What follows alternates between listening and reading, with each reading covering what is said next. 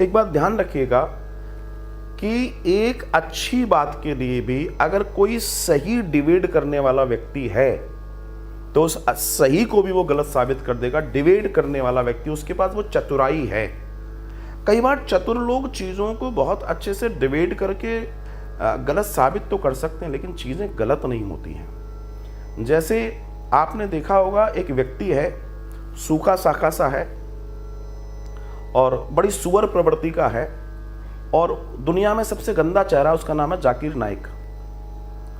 और वो व्यक्ति जब वो डिबेट करता है तो वो कहता है Yajurveda chapter number this, page number this, shloka number this, cut cut cut cut cut cut cut, ये बोला गया है। ठीक है, ये बोला गया है, आपको उसने बेवकूफ़ बना दिया कि देखो आपके उसमें तो ये लिखा है।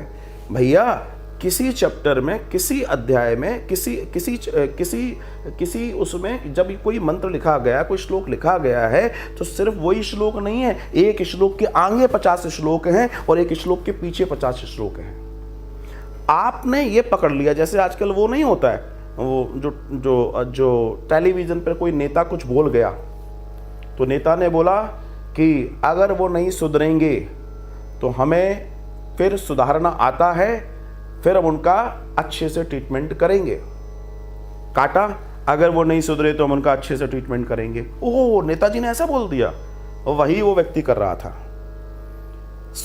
कोई चीज़ बोली गई है, उसके पीछे और आगे बहुत सारे उसके रिलेटेड कोट लगे हुए हैं। जैसे भगवान श्री कृष्ण जब गीता कह रहे हैं तो कई लोग क्या करते हैं, बीच में से गीता पढ़ना शुरू कर देते हैं। 3rd chapter, 5th chapter, 7th chapter, किसी ने बोल दिया 16 चैप्टर पढ़ना बहुत अच्छा है, उसने बेचारे ने 16 चैप्टर पढ़ना शुरू कर दिया। लेकिन 16 चैप्टर पढ़ने से उसको मिलेगा क्या? सिर्फ कंफ्यूजन, उसके अलावा कुछ नहीं मिलेगा। आप एक चीज़ बताइए, मैं आपको एक बहुत अच्छी बात कहते हुए आज विराम लूँगा। आप लोगों ने अपने जीवन में कभी ना कभी उपन्यास ज़रूर पढ़े होंगे। जो लोग उस दौर से गुजरे हैं, आप में से कई लोगों ने उपन्यास ज़रूर पढ़े होंगे, यदा कदा मैंने भी पढ़े हैं। आपने कभी महसूस किया है कि अगर उस उपन्यास को आप पहले पेज से, इवन दो जो राइटर है वो एक स्टेटमेंट देता है 1-1.5 पेज का, उपन्यास बोलते हैं उसको, अगर आपने उसको भी ना पढ़ा और शुरुआती दौर से बिल्कुल पहली लाइन से अगर आपने उसको नहीं पढ़ा, तो तय मान के चलिए वो उपन्यास आपको समझ नहीं आने वाला। आएगा नहीं आएगा। सिनेमा में जाके आप सोचें कि इंटरवल के बाद की मूवी देख लूं, समझ में आएगी? नहीं आएगी। You must start from the starting and then you can understand what is the reality and what are the results and what are the facts, and without this nobody can जज। और आप इस चीज को समझिए। तो अगर आप गीता जी में जा रहे हैं तो आप वेरी फर्स्ट से आप जब शुरू करेंगे कुरुक्षेत्र, धर्मक्षेत्र, तब आपको समझ में आएगा कहानी कहां शुरू हो रही है, किसने शुरू करी। आपको एक चीज बहुत अच्छे से पता होनी चाहिए, जिस गीता जी को आप पढ़ते हैं, आप कहते हैं भगवान श्री कृष्ण ने अर्जुन से कहा ऐसा हमने गीता में पढ़ा, ये झूठ है।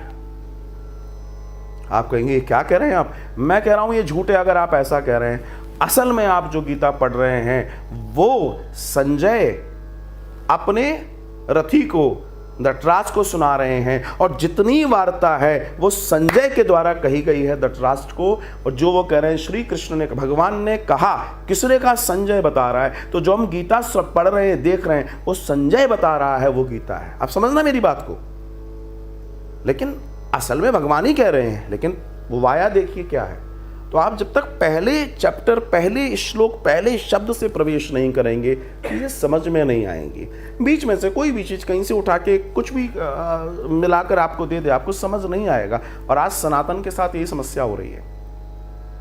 इसलिए मैं बार बार निवेदन करता हूँ, आप इस तरह की चर्चाओं को प्लीज़ शेयर कीजिए, क्योंकि जब तक ये शेयर नहीं होगी, आज बहुत ब्रिलियंट लोग हैं। अभी मैं कल ही सुन रहा था एक यंग लड़का, यंग चैप बहुत स्मार्टली चीज़ों को बता रहा है। वो अंतरिक्ष विज्ञान, फिजिक्स और सबको कनेक्ट करके एक एक श्लोक के बारे में बात कर रहा है। मुझे बहुत आनंद आया, क्योंकि आज वास्तव में पढ़े लिखे लोगों को सनातन को समझाने की ज़रूरत है, और पढ़े लिखे लोगों को ही समझने की ज़रूरत है, क्योंकि वो समझेंगे तो दुनिया को समझा पाएंगे।